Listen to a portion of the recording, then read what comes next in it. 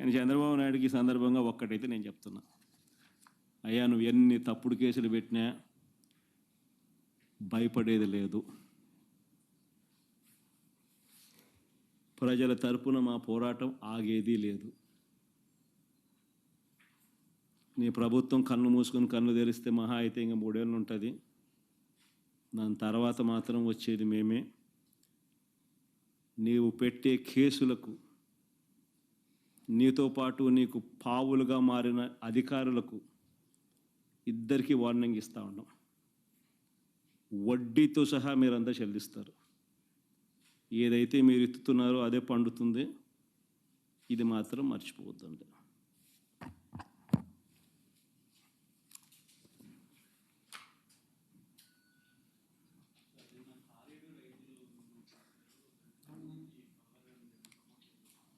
అదురుగా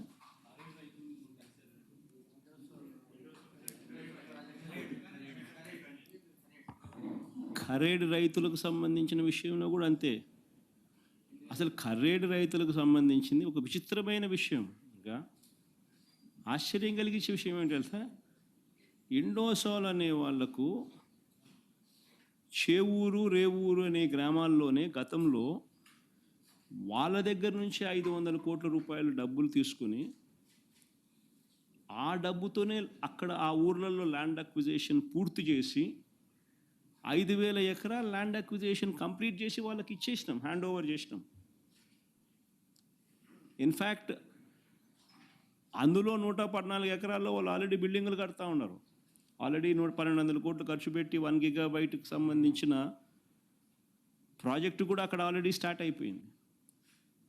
అక్కడ రైతులు సంతోషంగానే ఇచ్చినారు, ల్యాండ్ అక్విజిషన్ పూర్తయిపోయింది, 8,000 ఉద్యోగాలు కూడా ఆ ప్రాంతానికి వస్తూ ఉన్నాయి. వాళ్ళందరూ సంతోషంగా జరిగేదాన్ని అక్కడ నుంచి వాళ్ళను పొగబెట్టి వెళ్ళిపోమన్నట్టుగా వాళ్ళ కోసం సేకరించిన ఆ భూమిని వాళ్ళకి ఇవ్వకుండా అక్కడ వేరే వాళ్ళకి ఆ భూములు అలాట్ చేసి వీళ్ళను ఖర్రేడు అనే ప్రాంతానికి తీసుకొని పోయి ఎక్కడైతే 2 పంటలు పండే భూములు ఉన్నాయో, ఎక్కడైతే రైతులు వ్యతిరేకిస్తూ ఉన్నారో అక్కడ వీళ్ళకి భూములు ఇవ్వాలని చెప్పి ఇస్తామని చెప్పి అక్కడ వీళ్ళని అక్కడికి పోమని చెప్తా ఉన్నారు.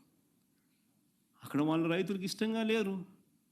భూములు అక్కడ నిజంగా అడగడం ధర్మం కాదు. అలాంటి చోట వీళ్ళని పొమ్మని చెప్తే ఆ ఫ్యాక్టరీ రాకూడదనే కదా, పొగబెట్టి వెళ్ళిపోమనడమే కదా. మరి ఇది 42,000 కోట్ల పెట్టుబడులు, 8,000 మందికి ఉద్యోగాలు వచ్చే అవకాశాలు, ఇవన్నీ మీరు ఏం చేస్తూ ఉన్నారు? ప్రాజెక్టులు రావడానికి చూస్తున్నారా, ప్రాజెక్టులను పంపించడానికి చూస్తున్నారా? ఒకవేళ ఇదే బీపీసీఎల్కు మీరు ల్యాండ్ ఇవ్వాలనుకుంటే ఇంకా వేరే ల్యాండ్ లేదా? గవర్నమెంట్ ల్యాండే ఉంది అదే జిల్లాలోనే, పక్క జిల్లాలోనే. ఇదే కృష్ణపట్నంలోనే ఇదే ఈనాడు రామోజీరావు గారి వియ్యంకుడికే 10,000 ఎకరాలు ఉన్నాయి.